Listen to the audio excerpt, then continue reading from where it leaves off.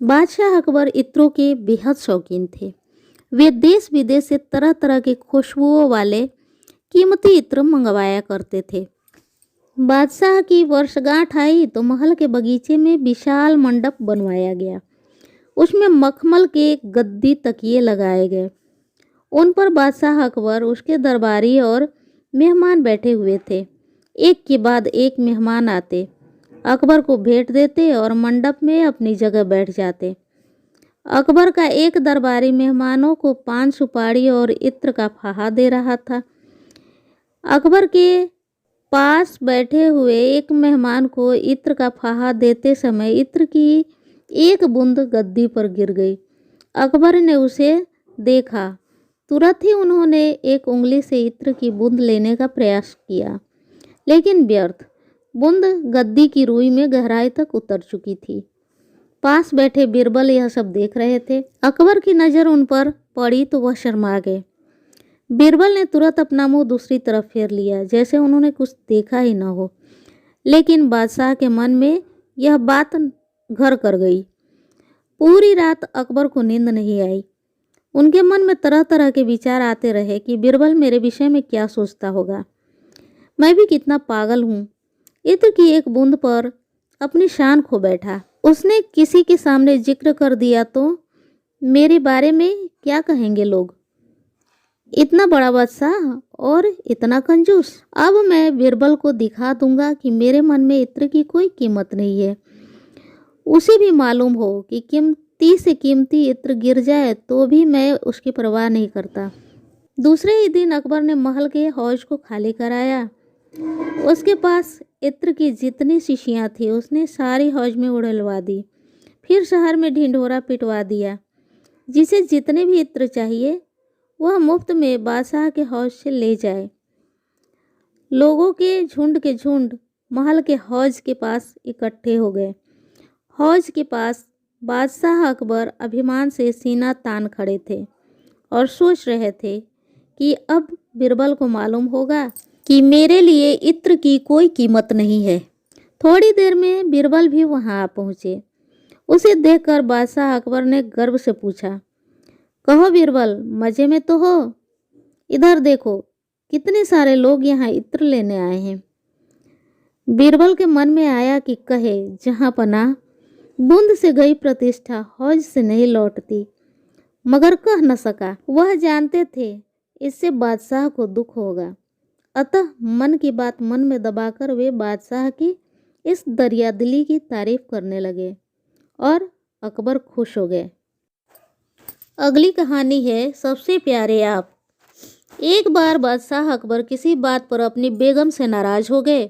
उन्होंने बेगम से कहा, तुम अपने पीहर चली जाओ, फिर मुझे कभी अपनी शक्ल मत दिखाना।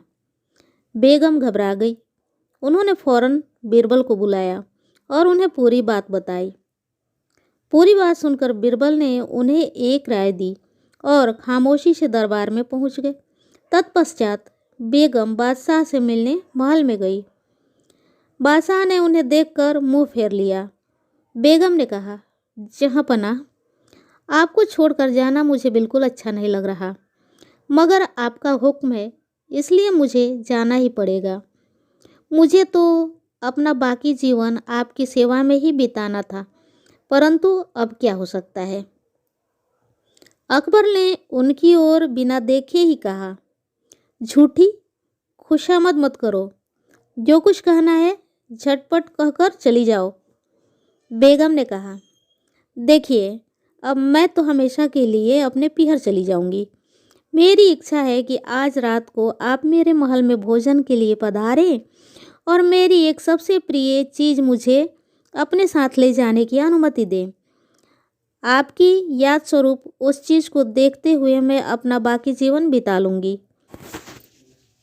बादशाह ने महल में आने और जाते समय अपनी सबसे प्यारी चीज़ ले जाने की इजाज़त दे दी। रात को अकबर बेगम के महल में पहुँचे तो बेगम ने उन्हें मनपसंद भोजन करवाया। अंत में उन्होंने उन्हें एक पान खिलाया। पान में बेहोशी की दवा थी, इसलिए बादशाह अकबर पलंग पर लेटते ही बेहोश होकर सो गए। दूसरे दिन जब बादशाह की आँख खुली तो उन्होंने आसपास देखा। सभी कुछ नया नया लगा। उन्होंने देखा कि पलंग के पास बेगम बैठी है। बादशाह अकबर कुछ कहते उससे पहले ही बेगम बोली, माफ़ करिए जहाँपनाह, मेरी सबसे अधिक प्रिय चीज़ मुझे अपने साथ ले आने की आपने ही स्वीकृति दी थी। मेरी सबसे अधिक प्रिय चीज़ तो आप ही हैं, इसलिए मैं आपको लेकर अपने पीहर आ गई हूँ। बेगम की यह बात सुनकर अकबर को बहुत खुशी हुई। उनका गुस्सा पलक झपकते ही शांत हो गया और बेगम को साथ लेकर वह अपने महल लौट आए। अगली कहानी का नाम है चौथे मूर्ख आप। एक बार बादशाह अकबर ने बीरबल को आदेश दिया कि शहर से 4 छंटे हुए मूर्ख ढूंढ कर लाओ। बीरबल चले गए। रात होने पर उन्होंने सड़क पर देखा कि एक आदमी लैंप पोस्ट की रोशनी में बैठा कुछ खोज रहा है। उन्होंने करीब जाकर पूछा, क्या ढूंढ रहे हो? मेरा 1 रुपया खो गया है दीवान जी, आदमी ने बताया। कहाँ खोया था? वहाँ, उस पेड़ के नीचे। तो वहीं क्यों नहीं ढूंढते? अरे दीवान जी, वहाँ अंधेरा है। ओह, बीरबल समझ गए, यही मूर्ख नंबर 1 है। वे उसे रुपया देने का लालच देकर अपने साथ ले आए। कुछ दूर ही गए थे कि एक घुड़सवार मिला। एक घोड़े पर बैठा चला आ रहा था। उसके सिर पर लकड़ियों का गट्ठर था। बीरबल ने करीब आने पर उसे पूछा, अरे ये गट्ठर सिर पर क्यों रखा हुआ है? घोड़े पर क्यों नहीं रखते?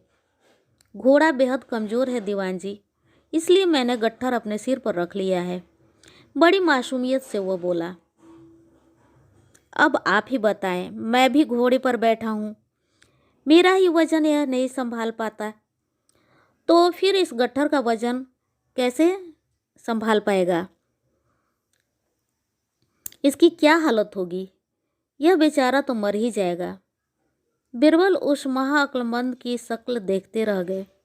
तभी उस व्यक्ति ने गट्ठर जमीन पर फेंक दिया और घोड़े से कूदकर बोला, दीवान साहब, आदाब बजा लाता हूँ। ठीक है, बीरबल ने कहा, तुम हमारे साथ चलो, हम तुम्हें नया घोड़ा दे देंगे।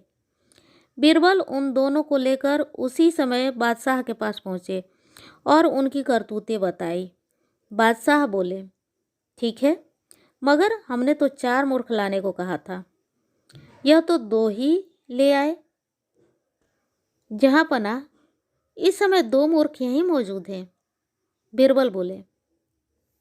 बादशाह चौंक कर इधर उधर देखने लगे, मगर वहाँ उन दोनों के अतिरिक्त कोई और होता तो दिखता।